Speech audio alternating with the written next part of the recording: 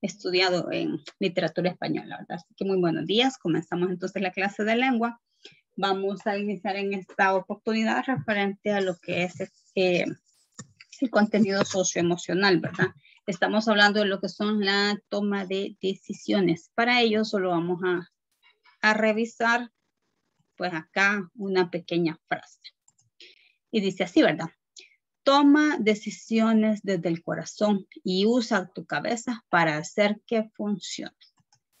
Miren qué importante, ¿verdad? El consejo que se nos está dando. Sir Girard dice, toma decisiones desde el corazón y usa tu cabeza para hacer que funcione. Definitivamente, pues tenemos que ser bastante objetivos, ¿verdad? En la toma de nuestras decisiones en todo momento. Ya, pues ayer también, en la clase anterior, ¿verdad? Estábamos retomando lo que era esta parte, ¿verdad? Esta toma de decisiones. ¿En qué momento nosotros tomamos decisiones? ¿Será que unas decisiones son más importantes y otras son menos importantes para nosotros? Aquí sí necesitaríamos analizar de forma individual, ¿verdad?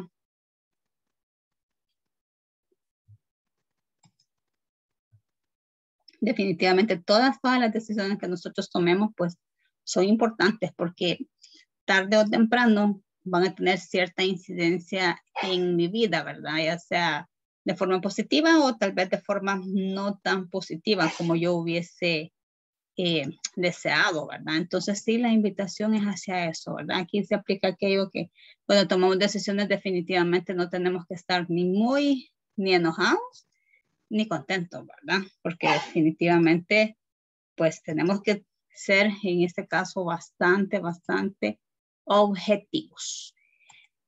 Continuando con lo que es la lectura mecánica, pues esta semana nosotros estamos leyendo a Roque Dalton. La próxima semana vamos a leer ya la novela, ¿verdad? Penny, Caída del Cielo, que esa sí se va a evaluar en el examen. En esta oportunidad yo les he traído, usted puede buscar esto en esta recopilación de poemas de Roque Dalton, Los cantos a Anastasio Aquino. Recordemos que Dalton pues va a romper mucho, ¿verdad? Con todo lo normal, todas las reglas métricas, y eso nosotros lo podemos ver en cada uno de sus poemas. Aquí nosotros vamos a hablar orígenes, que es la primera parte, y aquí también la segunda parte, y todo esto en relación a pues este personaje, ¿verdad? Anastasio Aquino. Aquí vamos a leer un poquito referente a lo que él son cantos, ¿verdad? Que tiene que ver un poquito con lo que veíamos también dentro de lo que es la poesía lírica, son los temas, ¿verdad? En este caso, pues él está exaltando esa valentía, ¿verdad? De este antecesor nuestro, ¿verdad? Pues obviamente que va a luchar, ¿verdad? Contra esa conquista, contra esa invasión, digámoslo así, que él lo presenta. Entonces vamos a, a leer un poquito sobre él. Anastasio Aquino fue la encarnación del más antiguo ideal del hombre pacíficamente americano. Cuando dice acá americano, pues estamos hablando que todos nosotros somos americanos, ¿verdad? Porque hemos nacido en el continente de América. El ideal de convivir con la tierra, con la libertad, con el amor repartiéndose. Aquí vemos también un poco de cómo vemos la vida en relación a aquel momento, ¿verdad? Allá por 1833, ¿verdad? Donde estas personas pues conviven pacíficamente con su entorno, ¿verdad? Son libres y siempre van a buscar esa protección como esa unidad, como nación, como pueblo específicamente. En el año de 1832, exactamente un siglo antes de la dolorosa epopeya de Feliciano Ama y Farabundo Martín, padres de la patria futura, Anastasio Aquino se rebeló al frente de la comunidad indígena de San Pedro Nonualco contra el sistema opresor de los blancos y ladinos ricos. Fíjense acá cómo hacen el énfasis, ricos que comerciaban, como ahora comercian, con el hambre y el dolor del indio. Después de muchas batallas victoriosas, fue capturado por las fuerzas del gobierno salvadoreño y fusilado, dice, el 4 de junio de 1833. Aquí estamos hablando de Anastasio Aquino. Entonces vamos a leer un poquito en este poema. Recordemos que los poemas pues no van a tratar de un solo tema, ¿verdad?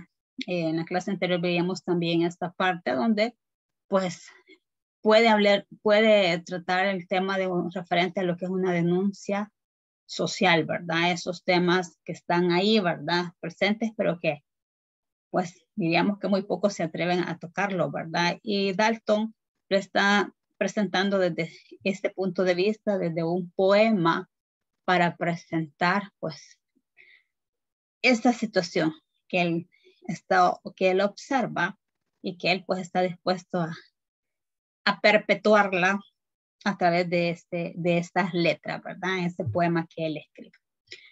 Tu pie descalzo ante la dura tierra, barro en el barro.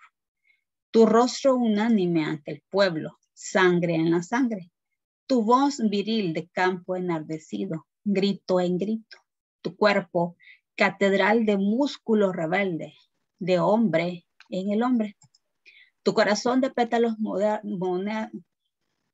tu corazón de pétalos morenos, sin espinas, rosa en la rosa. Tu paso hacia adelante presuroso, ruta en la ruta. Tu puño vengador, alzado siempre, piedra en la piedra.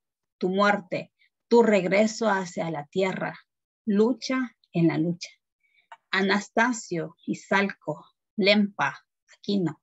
Desde que tú naciste, se ha hecho necesario apellidar la lucha y ponerle tu nombre. Fuego desde Jalponga y el Huiscoyolapa. Grito desde el añil. Amor desde la hondura de tus puños. Lava desde tus pechos hasta el Chinchontepeque. Pueblo desde ayer hasta la vida. Río y volcán. Un hombre. Si usted se fija acá, pues tendríamos esa descripción, ¿verdad? En cuanto al temple, en cuanto a la fortaleza, en cuanto a la descripción física, ¿verdad? De este personaje llamado Anastasio Aquino. Porque cuando dice acá, por ejemplo, tu corazón de pétalos modernos sin espinas, estamos hablando que él veía, o él ve en este caso en Anastasio Aquino, un hombre pues con sentimientos puros, ¿verdad? Sentimientos que no pretenden hacer el mal, porque a pesar de que puede ser muy sensible, pero tampoco es una persona que busca hacer daño, ¿verdad? Y ahí podemos nosotros ir analizando cada uno de los versos y vamos a encontrar, pues, definitivamente toda una visión, ¿verdad? El personaje. Tu muerte, tu regreso hacia la tierra, lucha en la lucha. Definitivamente, Anastasio Aquino no muere, ¿verdad? En una situación pues tan favorable, pero tampoco muere sin luchar, sin antes luchar por su ideal, por lo que él estaba defendiendo y por lo que él creía correcto. Y aquí también, ¿verdad? Tu pie descalzo ante la dura tierra. O sea, desde el momento cuando nos dice acá tu pie descalzo, estamos hablando de una persona sensible, una persona que obviamente va a tener defectos, pero que también va a luchar desde su gente, desde su patria, desde su pueblo, por lo que consideran justo, ¿verdad? Veamos la segunda parte. Has nacido para desentrañar la solución del odio, para ascender, llevando al pueblo de la mano, a la altura del trueno, para romperle el alma al hambre, para llenar de rosas liberadas la mirada del pobre, para bordarle el corazón a la mañana y establecer su exacta nitidez entre los pueblos que esperan, para decirle al soldado, al cura, al poeta repleto de soledades sórdidas, a todo aquel que se quedó en la noche, que aún contamos con él para construir un mundo proletariado, que nos dará la dicha así, sencillamente, como se da la mano, la tierra, la esperanza. Esto es lo que se pretende, ¿verdad? Al final, dentro de esta historia que está presentando definitivamente Roque Dalton a través de este personaje llamado Anastasio Aquino, ¿verdad? Esa esperanza de siempre pues buscar el bien común y el buscar el mejor mañana, ¿verdad? El futuro que es prometedor, pero que nos abarque a todos como nación, como pueblo. Me voy a regresar en esta oportunidad a lo que es la guía para que nosotros vamos a leer pues lo que son los indicadores de logro, ¿verdad? Lo que nosotros pretendemos con este tema. Comenta la lectura de obras poéticas españolas de la generación del 27, apreciando cada una de ellas. Interpreta con interés textos poéticos mediante la aplicación de guías de análisis que le permitan verificar el contexto, la recreación del autor y la decodificación de significados al momento de leer la obra literaria. Aquí nosotros con Roque Dalton pues vamos a ver y vamos a comparar en relación a Federico García Lorca, pues cómo Lorca se va a caracterizar definitivamente por esa parte de esa simbología, ¿verdad?, que él está presentando. Y Dalton, bueno, pues también lo va a utilizar, pero en menos proporción, ¿verdad? Él lo va a hacer más todo de una forma directa, ¿verdad? Porque el tipo de poesía en este caso, pues estamos viendo que es una poesía más directa, más de denuncia. Vale, vamos a comenzar entonces con lo que es Al romancero gitano de Federico García Lorca. Aquí vamos a conocer un poquito sobre el autor. Vamos a ver este video, así que atentos, por favor. Hola, buenos días. Hoy vamos a hablar de una obra muy importante de Federico García Lorca, El romancero gitano. El romancero gitano que se publicó en 1928 en Madrid. Entonces, después de ver su infancia en Fuente Vaqueros y su juventud en Granada, ya estamos en Madrid. Y está compuesto por 18 poemas. En realidad por 18 romances. Entonces ahora vamos a ver por qué romancero y por qué gitano. Bueno, el romancero es un conjunto de romances. ¿Y qué son los romances? Pues los romances son composiciones poéticas en versos octosilábicos, o sea de 8 sílabas, con rima asonante en los pares. Entonces los impares no tienen rima y los pares sí. ¿Cuál es su origen? Un importantísimo crítico literario del siglo pasado, Menéndez Pidal, formuló esta teoría. Probablemente vienen de los cantares de gesta. La mayoría de los cantares de gesta tenían versos de 16 sílabas, con rima sonante entre primero y segundo, y luego entre tercero y cuarto, etc. Entonces, según este autor, él tuvo esta intuición de que probablemente se dividieron en dos algunos fragmentos de cantares de gesta. Entonces los versos pasaron de 16 a 8 y evidentemente la rima, que antes era en todos los versos, ahora solo está en los pares. Podemos hablar de dos tipos de romanceros. El primero es el verdadero, el auténtico, que se desarrolló en la Edad Media, el romancero viejo. Evidentemente era anónimo y oral.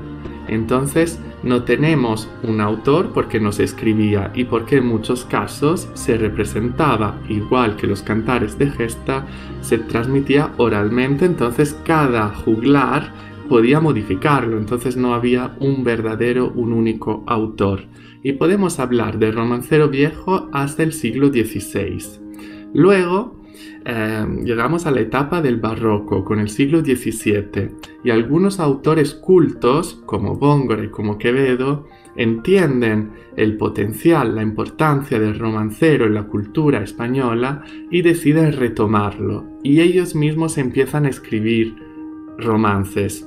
Evidentemente ahora hablamos de romancero nuevo porque no es anónimo y no es oral, son autores cultos que imitan este género, y también esto pasa en el romanticismo con autores importantes como Zorrilla o ahora con la generación del 27 con Lorca.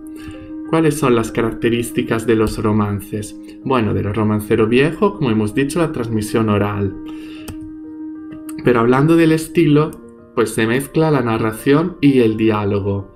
Entonces, como se representaba antiguamente oralmente a un público inculto y en muchos casos compuesto por analfabetos, para dinamizar la narración había que poner muchos diálogos para hacerla menos aburrida. se mezclan tiempos verbales diferentes. No hay coherencia, no hay concordancia en muchos casos. Este es un rasgo que es típico de la lengua oral. Si yo digo, cuando yo hablo, digo, por ejemplo, ayer me encontré a Cristina y le digo que, ¿no? Entonces es algo muy oral de mezclar pasado y presente. Y esto existe, es muy común en los romances. Tenemos una fragmentación narrativa. Entonces, en las narraciones de la literatura moderna y contemporánea solemos tener 3 partes en una historia. El planteamiento, que es cuando se plantea el problema que altera la situación de normalidad. El nudo, que es la parte central de la historia, o sea, cuando se intenta solucionar el problema, y luego el desenlace. El desenlace es cuando se soluciona de forma positiva o negativa el problema y se vuelve a una nueva normalidad. Bueno, en el romance normalmente no tenemos la primera parte, no tenemos el planteamiento, ya empezamos con la acción en desarrollo. Y esto se dice en latín in medias res, o sea, empezamos en el medio de las cosas. Una característica también muy importante es la sencillez de los recursos expresivos. Entonces tiene un estilo simple, o en el caso del romancero nuevo, aparentemente simple, con muchas exclamaciones típicas de la lengua oral, diminutivos que lo hacen muy musical y también muy similar a la lengua oral, y muchas repeticiones. Las repeticiones le servían al público inculto para poder entender mejor, pero también, del mismo modo, a la persona que tenía que representarlo, o en muchos casos cantarlo antiguamente, para recordarlo mejor. Vale, ¿y por qué gitano?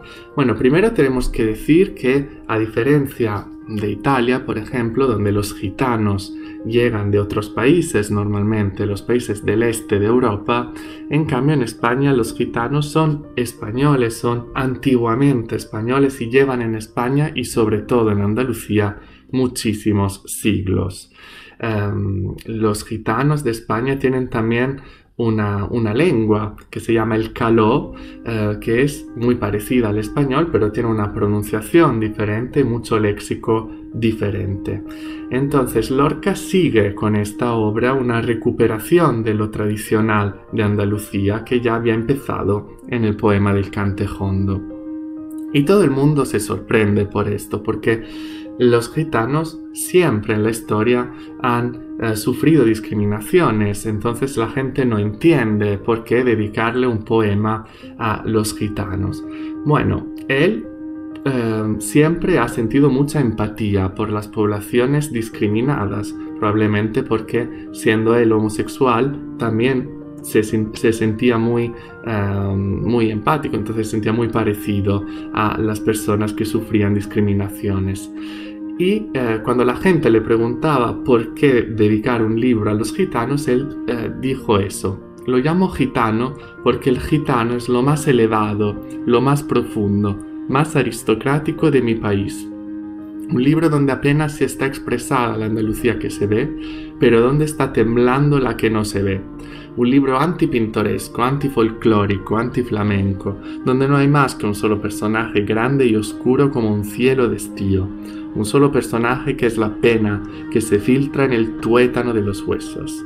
Entonces él dice que en realidad los gitanos son solo un pretexto para hablar de algo más, de algo que normalmente los lectores no ven a primera vista, pero es algo mucho más antiguo, mucho más profundo.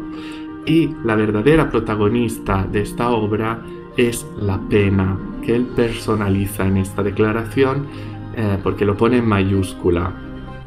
¿Vale? Entonces os he puesto también un fragmento de uno de estos 16 romances, uno muy famoso que se llama El romance de la pena negra, que termina de esta forma y dice: oh pena de los gitanos, pena limpia y siempre sola. ¿Vale? El concepto de soledad que siempre tenemos en estos romances. De hecho, la protagonista de este romance es una gitana que se llama Soledad Montoya. Entonces le da el nombre a ella, la protagonista de Soledad, y no es casual. O pena de cauce oculto y madrugada remota. Entonces una pena que tiene un origen escondida, oculta, y un final que no sabemos cuándo va a llegar, ¿no? Entonces esta pena infinita que los gitanos simplemente saben transmitir, pero no son ellos los verdaderos protagonistas, es la pena. Y él también quiere dar una imagen verdadera de Andalucía. La Andalucía dice que no se ve normalmente y quiere crear una obra que sea antifolclórica. No quiere dar la imagen de la Andalucía del flamenco, de las castañuelas, etc., sino algo mucho más antiguo, mucho más auténtico. Entonces, él recibió muchísimas críticas después de la publicación de este libro, muchos elogios por la gran calidad literaria de los textos, pero también muchas críticas por parte de las personas que no entendían cómo se podía dedicar una obra literaria a los gitanos. Entonces durante mucho tiempo se le pegó a Lorca esta etiqueta de ser el poeta de los gitanos, y él lo sufrió muchísimo porque a lo largo de toda su vida mucha gente lo llamaba el poeta de los gitanos y se reía de él por eso. Y también Lorca y Buñuel, que como sabemos formaban con él este trío de colaboración artística y también de amistad, se distanciaron mucho de él justo en esta etapa y criticaron muchísimo la decisión de dedicar este libro a los gitanos. Pero ¿por qué los gitanos? Él dice que son una excusa, un pretexto, pero en realidad luego creará otra obra donde nos explica mejor por qué los gitanos. Y esta obra donde él lo explica se llama El juego y la teoría del duende. Entonces, según él, los gitanos tienen el duende. ¿Qué es el duende? Bueno, el duende es una criatura misteriosa y mágica, ¿no? Pero para Lorca el duende es algo más. Dice estas palabras: el poder misterioso que todos sienten y que ningún filósofo explica. En realidad estas palabras no son de Federico García Lorca, son de Goethe. Cuando le preguntan cómo puede definir el estilo musical de Paganini, ¿no? Y él dice que Paganini tiene el duende, ¿no? Tiene este algo más que todos sienten, que todos se dan cuenta enseguida de cuando un artista tiene este poder mágico, ¿no? Pero nadie puede explicar. Y eso se dice mucho también en Andalucía, eso de tener el duende. Cuando una persona, un artista hace algo muy bueno, dice, ¡ay, qué duende tienes! Entonces es esta conexión artística, este gran poder creativo que algunos artistas y que los gitanos tienen. Dice Lorca, no está en la garganta, sube por dentro desde la planta de los pies. Cuando un cantante o un cantaor, cuando hablamos de flamenco, canta muy bien, con una gran pasión, no es solo una cuestión de técnica, es una cuestión de conexión, de pasión, dice, es algo que no viene de la garganta, es algo que viene desde dentro, ¿no? Y que sube desde la planta de los pies. Y también lo compara, por ejemplo, con una musa o con un ángel, pero dice, atención, porque una musa o un ángel que inspiran a un artista son algo que vienen de fuera. Dice, el duende no, el duende es algo que viene de dentro, que debe buscarse en la última habitación de la sangre. Entonces, que los artistas, los gitanos, que en general los andaluces tienen, y que a veces se manifiesta. Y cuando se manifiesta en una creación artística, en una conexión con el arte, dice su llegada produce un milagro. Y este milagro es la creación artística. Entonces el duende es como un espíritu que está dentro de las personas, especialmente las personas más sensibles como los artistas o como los gitanos lo pueden escuchar y lo pueden transformar en arte.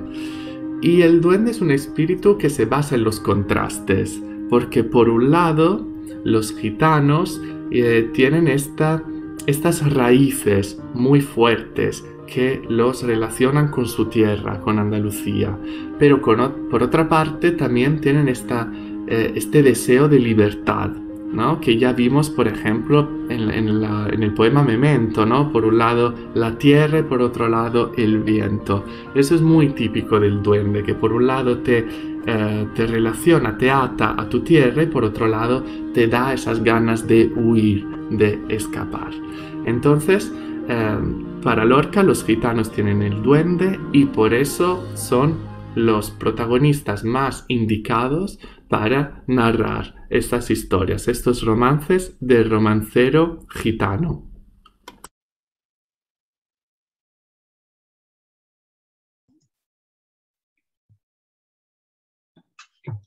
Muy bien, ahí conocíamos un poquito referente pues a la influencia definitivamente de Lorca, ¿verdad? Cómo se concibe que pudieran haber surgido estos versos de 8 sílabas, ¿verdad? Y todo lo que le compete pues a Lorca en relación a la publicación, ¿verdad? De este poemario que en esa época pues no fue fácil para él, sin embargo, pues aquí estamos viendo una España bastante orgullosa, ¿verdad? De este tipo de muestras literarias y eso se ve en el apoyo en todos los análisis que nosotros podemos encontrar. El más terrible de los sentimientos es el sentimiento de tener la esperanza perdida. Miren cómo se sentía en este momento, pues,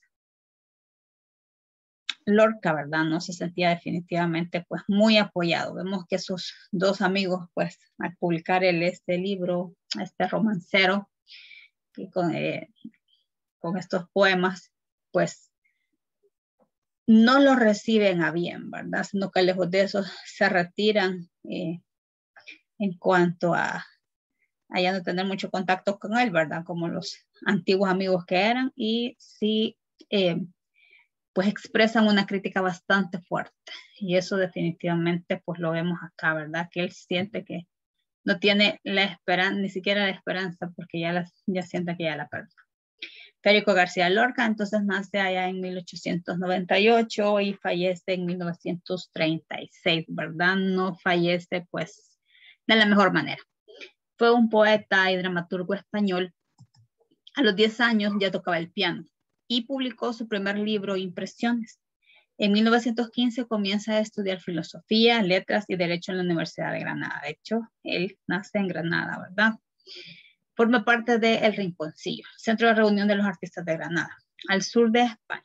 Entre 1916 y 1917 realiza una serie de viajes por España con sus compañeros de estudios, donde conoció al poeta Antonio Machado.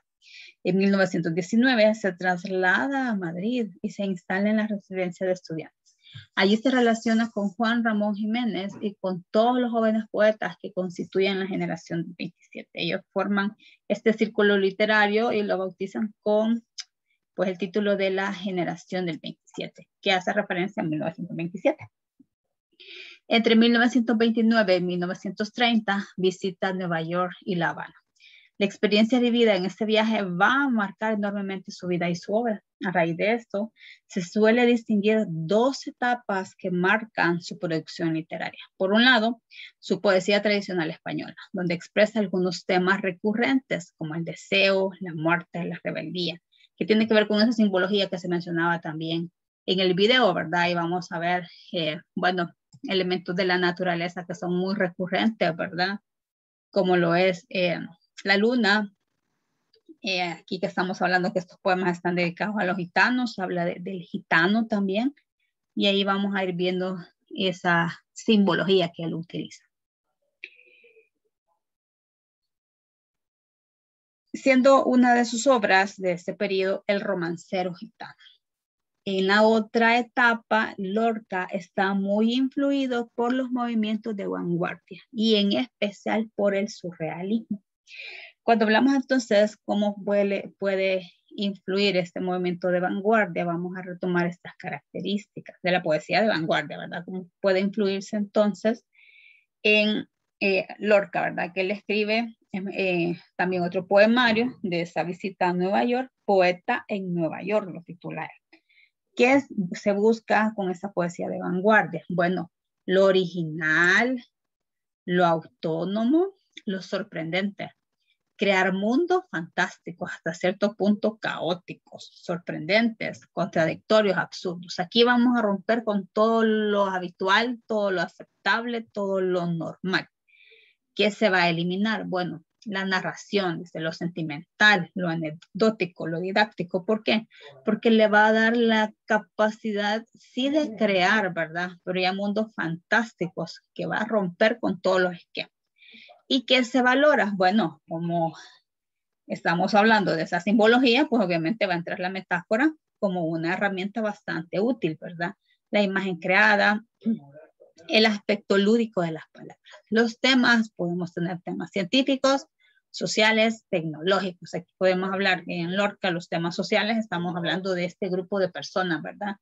Recordemos que los gitanos en España, pues, tienen bastante presencia, ¿verdad? Y una de las características de estos grupos sociales es que obviamente ellos no están fijos en un solo lugar, ¿verdad? Son errantes, entonces no son ni de aquí ni de allá y no son bien vistos lastimosamente, aunque voy a hacer énfasis en esto, pues ellos son personas normales, ¿verdad? Pero debido a esa situación que pues son viajeros natos, ¿verdad? Digámoslo así.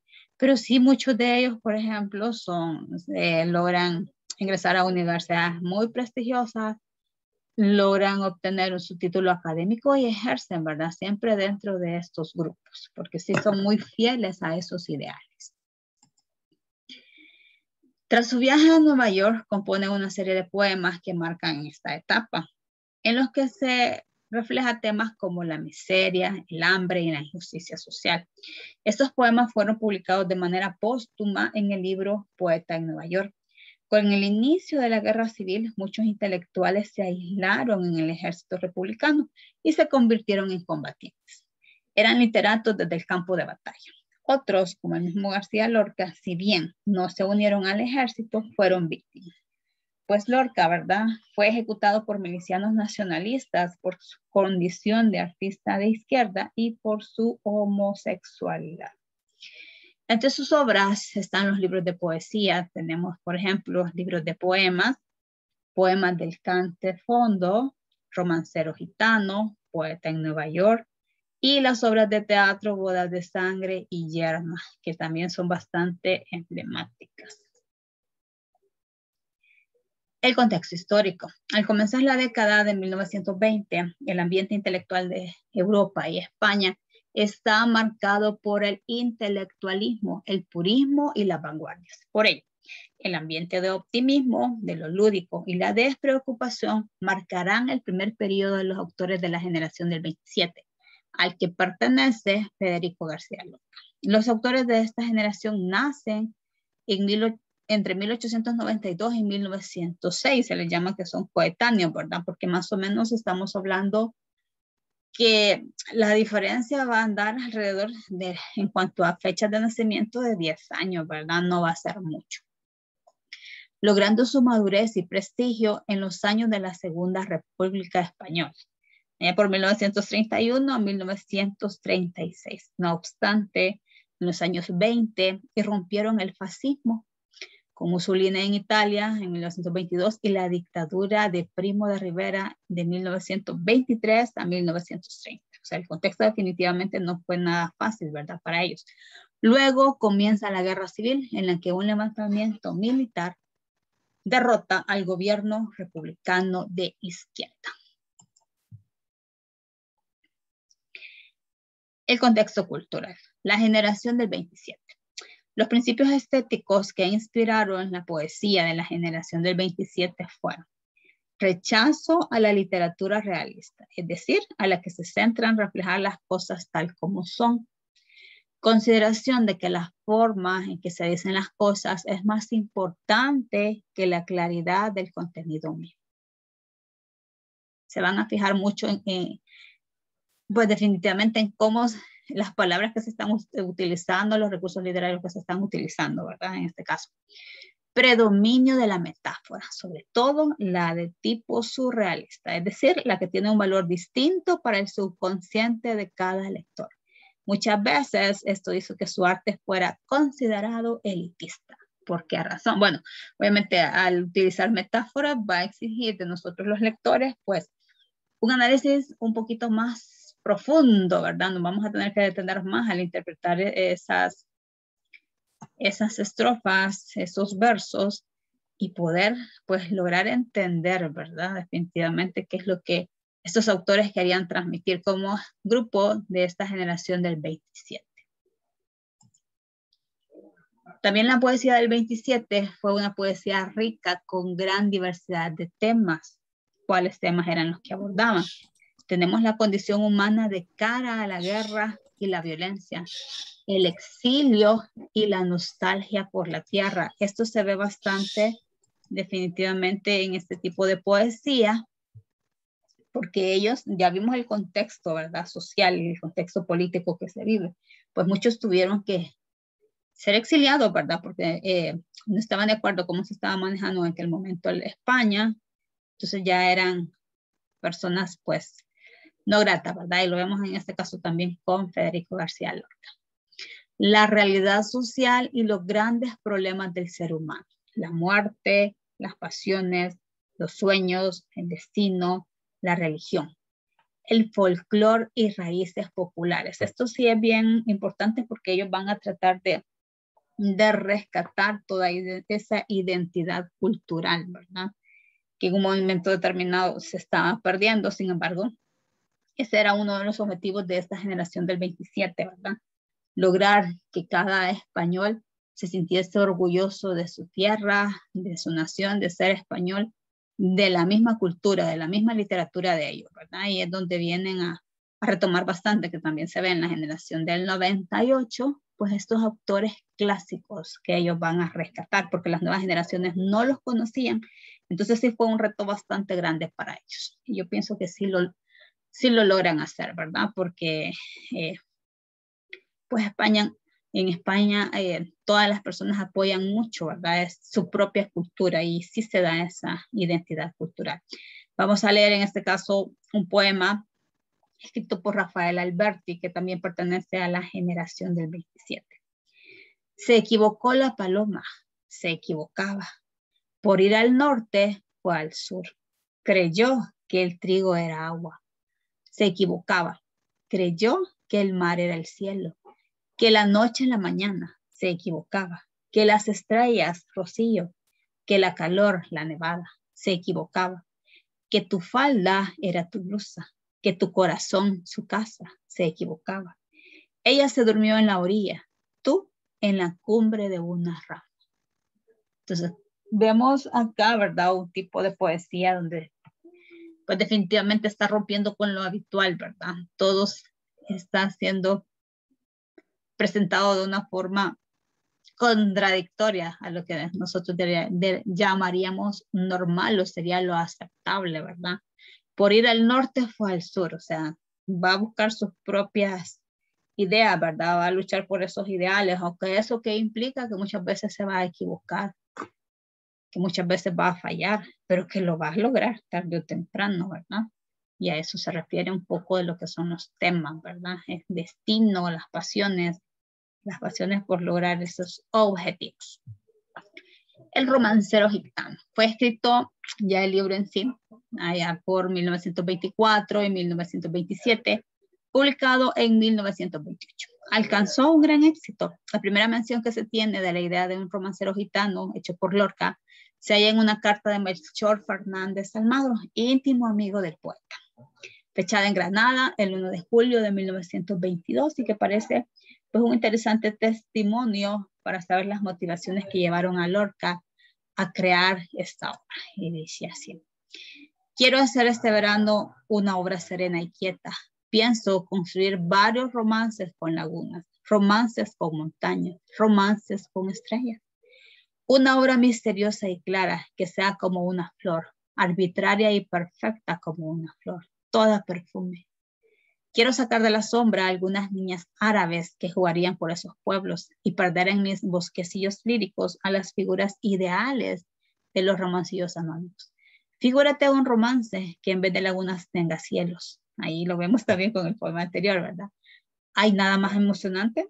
Este verano, si Dios me ayuda con sus palomitas, Haré una obra popular y andalucísima. Voy a viajar un poco por esos pueblos maravillosos, cuyos castillos, cuyas personas parece que nunca han existido para los poetas. Y basta ya de Castilla, porque él va a rescatar esa otra parte de España. Aparece Lorca con su romancero gitano en las ediciones de la Revista de Occidente. Fue la obra que le dio celebridad. Se trata de un poemario compuesto por 18 poemas en los que, tomando como centro y motivo el mundo gitano, aborda muchos de los que serán sus obsesiones poéticas: la luna, la noche, el cielo, la muerta y el amor. La obra corresponde a la forma de composición de la poesía contemporánea, con multitud de referencias míticas, metafóricas y simbólicas. En su obsesión por el gitanismo, Romancero Gitano resultó en la construcción de un gitano ideal, falso, poético y con cierto heroísmo trágico. Este libro es, según el poeta, una fusión del romance narrativo y lírico que recrea formas tradicionales por medio del uso de metáforas y símbolos. Y aquí tenemos esa simbología que utiliza Lorca en este Romancero Gitano.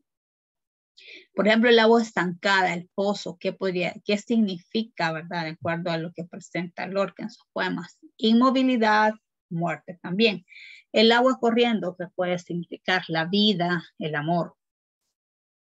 El alcohol, la negatividad, el mal augurio. El amarillo, mal augurio. Blanco, vida, luz. El caballo, una pasión desenfrenada. La cal, que puede simbolizar el entierro, la muerte. El espejo puede simbolizar hogar. La leche, lo natural, la maternidad. La luna, la muerte. Los metales, un presagio de muerte. La mujer, erotismo. El negro, el color negro, representaría la muerte. Rosas, pues estaría representando sangre. Verde, esterilidad. Y el viento, un erotismo, pero ahora masculino. Y eso es lo que presenta Lorca en cada uno de esos poemas de El Romancero Gitano. Aquí tenemos ya esos títulos de estos 18 poemas que constituyen El Romancero Gitano. Y aquí vamos a más o menos entender su distribución. Entonces aquí tenemos, por ejemplo, Romance de la Luna Lunar. El elemento que está presente, ¿verdad? La luna preciosa y el aire. Y ahí vamos a ir viendo la monja gitana, la casada infiel. Esto de hecho también hay una canción por ahí. Y aquí tenemos, ¿verdad? Tamar y Amnón, que también está retomado de un pasaje bíblico, ¿verdad? En el Antiguo Testamento. Entonces, en el primer bloque del romance primero al 15º, más o menos, ¿verdad? Es el mundo gitano imaginado o creado por Lorca, tomado principalmente del folclore, excepto el tercer romance. Todas sus protagonistas en Reyerta son personajes femeninos. Pero dentro de esto, del primero al 15º, vemos que hay 3 romances. Y aquí está hablando que son dedicados a las ciudades andaluzas, ¿verdad? San Rafael, San Miguel, San Gabriel. Por ejemplo, San Rafael, y aquí nos dice dónde lo está retomando, ¿verdad? La ciudad de Córdoba, San Miguel para la ciudad de Granada y San Gabriel para la ciudad de Sevilla, que es la capital de Andalucía. Ahora, ya vemos que aquí continúa el primer bloque, ¿verdad? Porque aquí vemos un intermedio. Continúa el primer bloque y sigue hablando sobre el mundo gitano, pero con personajes predominantemente masculinos. Y aquí tenemos el rendimiento de Antoñito el Camborio, El Camino a Sevilla, Muerte de Antoñito el Camborio, Muerto de Amor, Romance del Emplazado, Romance de la Guardia Civil. Y en el segundo bloque ya vemos del romance 16º al 18º, pues son poemas históricos legendarios o de trasfondo religioso. Los elementos formales, pues aparte de la estructura del romance, el poemario se va a caracterizar por tener una base realista de los relatos y los hechos que se reflejan. Y predomina la prosopopeya, ¿verdad? Porque va a darle a estos elementos inanimados esa vida, ¿verdad?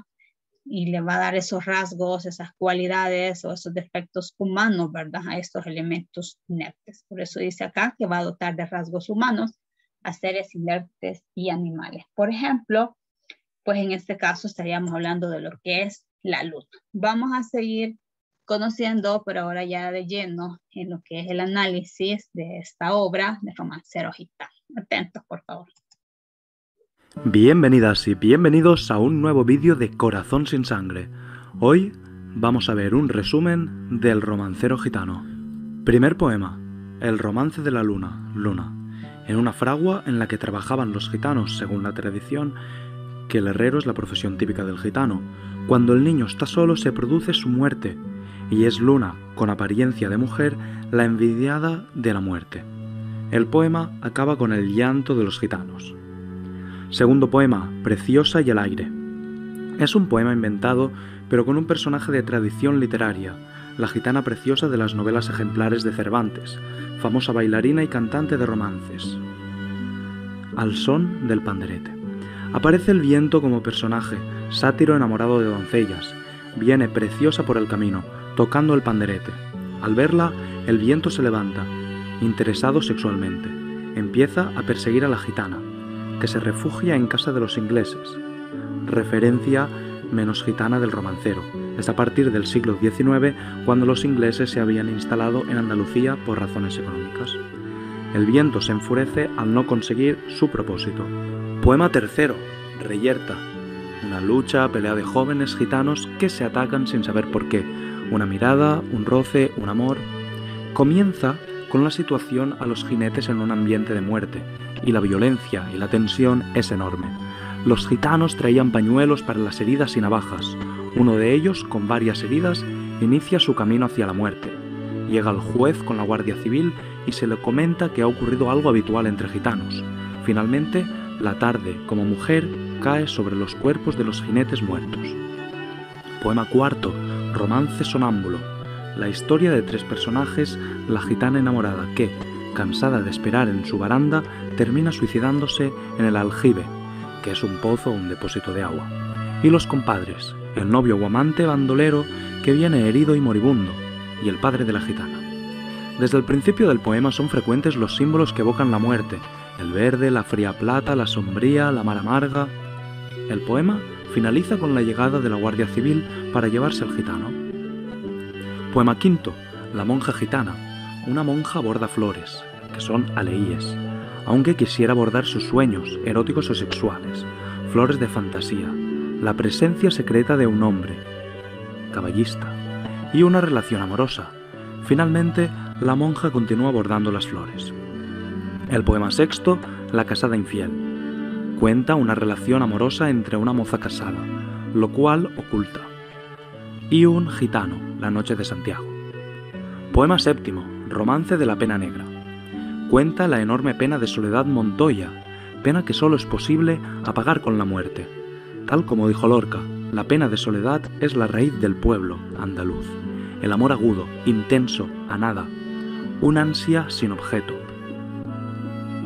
Poema octavo, noveno y décimo, San Miguel, San Gabriel y San Rafael. Los tres arcángeles expresan las tres grandes ciudades andaluzas. San Miguel se encuentra en la torre de la ermita de su nombre en lo alto del Sacro Monte de Granada. El poema se sitúa el día de la romería a la ermita de dicho santo. San Rafael es el que está en el centro del puente romano de Córdoba. El pez que aparece en el texto alude al pez con el que se representa normalmente a San Rafael. De San Gabriel hay varias estatuas. Aparece en el poema como un anunciador del nacimiento de un niño gitano, que mantiene un diálogo con la madre, anunciación de los reyes. El niño que aprende, descrito al principio, es San Gabriel. Poema número 11. Prendimiento de Antoñito el Camborio. Es un personaje real, pero con una historia distinta a la que poetiza Lorca. En este poema, Antoñito representa al gitano por excelencia. Narra líricamente la detención de Antonio Torres Heredia, a cargo de la Guardia Civil y por robar limones, cuando se dirigía a Sevilla, el día de Nochebuena, a presenciar una corrida de toros.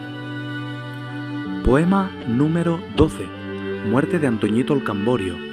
El mismo personaje que en el poema anterior, una nueva mitificación o idealización del gitano muerto a manos de sus primos heredías, por envidia. Poema número 13, Muerto de amor. Narra la agonía y muerte de un enamorado que parece ver su propia muerte antes de dictar su última voluntad. Es un diálogo entre hijo y madre. La secuencia sería: el muchacho, perdidamente enamorado, intuye su amargo final. Situación de la acción es la noche, la luna, siempre funestas. El joven asiste en agonía a su propia muerte y entierro, alusión al dolor que provoca la muerte. El número 7 hace referencia a la Virgen de los 7 puñales, imagen de dolor extremo. Poema número 14, Romance del emplazado. Es un personaje de la mitología gitano-andaluza. A él se alude también como el amargo, un personaje al que se le emplaza su muerte para el 25 de agosto. La secuencia: el personaje no ve otro futuro en su vida que agresividad y muerte. El anuncio de la muerte el 25 de agosto. Poema número 15, Romance de la Guardia Civil Española. Representa el ataque y la destrucción de un poblado gitano por parte de la Guardia Civil en una noche de Navidad. Alude a la tradicional enemistad entre gitanos y la Guardia Civil, debido a una serie de persecuciones de las que fueron objeto. Este poema viene a culminar toda la serie de referencias negativas anteriores a la Guardia Civil. La secuencia: la Guardia Civil a caballo, el poblado gitano y la actividad habitual en él. El presentimiento del ataque a los gitanos se alude a la fiesta gitana de Navidad. Se presiente la desgracia. Final: el ataque de la Guardia Civil con fuertes escenas de violencia y miedo. Poema 16, 17 y 18. 3 romances históricos. Martirio de Santa Olalla. Se refiere al martirio que la gitana Santa Olalla de Mérida sufrió en el 15. Responde al deseo de Lorca de dotar al mundo gitano de aspectos míticos y legendarios. Burla de Don Pedro a caballo. El título hace referencia a una farsa burlesca de un tema frecuente en el romancero tradicional, parodia y escarnio de un personaje histórico, aparentemente noble y caballero enamorado, personaje que, al final, muere olvidado. Zahmar y Amnón. Recoge el tema bíblico de la violación y los amores incestuosos entre Zahmar, hija del rey David, y su hermano Amnón. Y bueno, este ha sido el breve resumen del romancero gitano de Federico García Lorca. Así que ya sabes, si te ha servido el resumen para solventar alguna duda o para ayudarte con algún examen o control que puedas tener sobre el romancero gitano, espero que nos lo puedas agradecer con un buen like o con una suscripción, ya que nos ayuda muchísimo a seguir creando contenido. Así que muchísimas gracias por ver este vídeo y nos vemos en el próximo audio resumen. Hasta la próxima.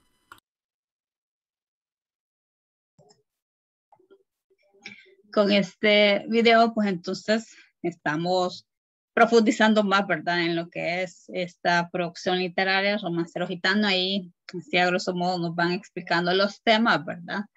Cómo se aborda en cada poema. Pero, pues nosotros, cuando tengamos la oportunidad, hay que leerlo, ¿verdad? Vamos a continuar hablando siempre de Federico García Lorca. Esta información nosotros la tenemos en lo que es la guía de la presente semana, ¿verdad? Bueno, Federico García Lorca nace en 1898 y fallece en 1936. Ya vimos ahí un poquito, ¿verdad? Que fue fusilado en aquel momento. Fue poeta, dramaturgo y prosista español, también conocido por su destreza en muchas otras artes. Adscrito a la llamada generación del 27. Es el poeta de mayor influencia y popularidad de la literatura española del siglo XX. Como dramaturgo, se le considera una de las cimas del teatro español del siglo XX, junto con Valle Inclán y Buero Vallejo, ¿verdad? Murió ejecutado tras el levantamiento militar de la Guerra Civil Española por su afinidad al Frente Popular. Y en 1918 publicó su primer libro, Impresiones y paisajes, costeado por su padre.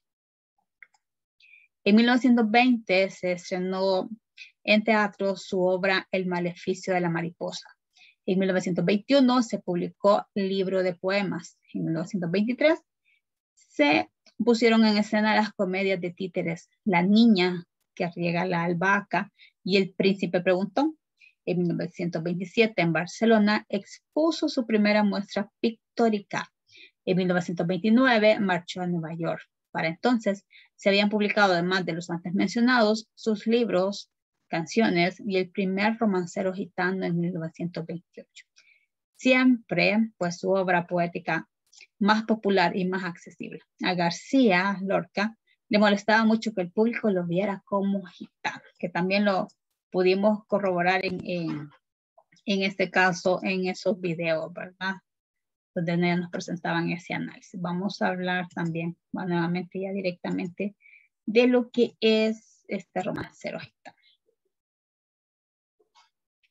Federico García Lorca, bueno, escribió tanto poesía como teatro. El tema central de toda su obra es el enfrentamiento entre la libertad individual y la realidad, que anulaba los deseos del individuo, las etapas que se ven. Primera etapa.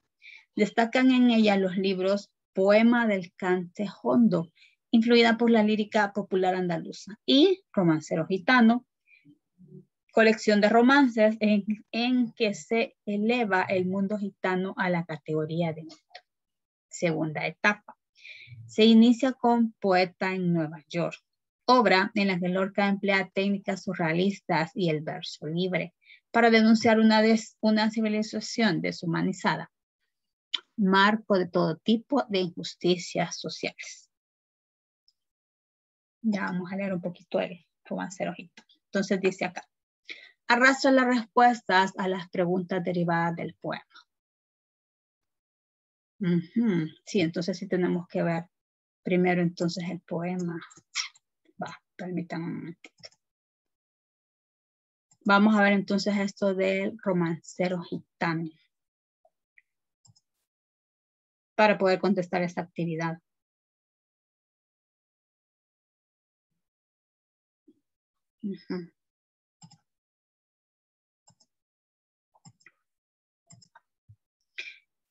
En la generación del 27 se destaca Federico García Lorca por su infatigable labor cultural y su producción literaria. El romancero gitano es una de sus obras más representativas y hasta el presente una de las más leídas de la lírica española, lo que has mencionado. Bueno. Además se encuentra entre las mejores creaciones de la literatura universal. Fue escrita entre 1924 y 1927 y sí se publica un año después, ¿verdad? Entonces, vamos a ver ahorita esto cómo se va a ir haciendo. Dice acá, usa los términos con las ideas que lo complementan. Si es la corriente, si es el tema, si es la estructura externa, si es estructura interna o si es recursos. Violencia y muerte, amor, el gitano, la pena negra, Andalucía, ¿qué podría ser? Podría ser la corriente, el tema, la estructura externa, la estructura interna o los recursos, de acuerdo a lo que hemos visto. Serían los temas, ¿verdad? Eso es lo que tendríamos que hacer. Después dice, el neopopularismo, renovación de la lírica tradicional. Sería la corriente, la estructura externa, la estructura interna o los recursos. Fíjese acá, dice, 18 poemas sobre el lirismo, la mujer, los temas épicos, protagonistas masculinos, leyendas y tradiciones. Esto fue lo último que vimos, ¿verdad? En el video.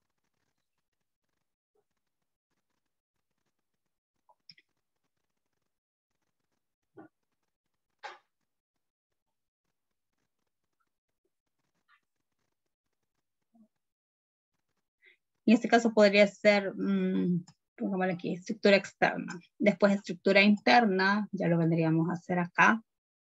Los recursos, si habla de los diálogos, las metáforas y todo lo que utiliza. Y la corriente, definitivamente él estaba influenciado por lo que eran los movimientos de vanguardia. Vamos a ver. solución. Vamos a ver entonces. A ver, nosotros vamos a trabajar ya una parte, lo que tenemos en, vamos a ir a la plataforma Santillana en lo que es la biblioteca de clases. Voy a entrar, se lo voy a proyectar para que ustedes lo puedan ver. Aquí tenemos ya lo que es la biblioteca de clase, ¿verdad? Usted va a entrar acá, a esta carpeta, aquí estoy en su sección, que dice lengua 8, semana 5, periodo 4. Aquí nosotros ya tenemos todos los recursos, ¿verdad? Entonces, lo que vamos a hacer ahora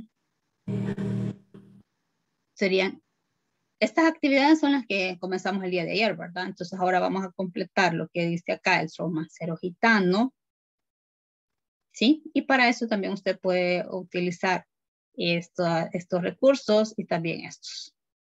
Pero sí tendríamos que completar esto, ¿verdad? La sopa de letras de la poesía lírica, el crucigrama también de la forma de la poesía lírica, el romancero gitano, y también tenemos, esto les va a servir ya después, ¿sí? Porque esta es la presentación del romancero gitano, que ya lo teníamos, fue lo que estuvimos presentando en clase, y vamos a trabajar con esto entonces. ¿De acuerdo? ¿Dudas hasta el momento? Vale, porque vamos a utilizar estos momentos para trabajar en esta parte.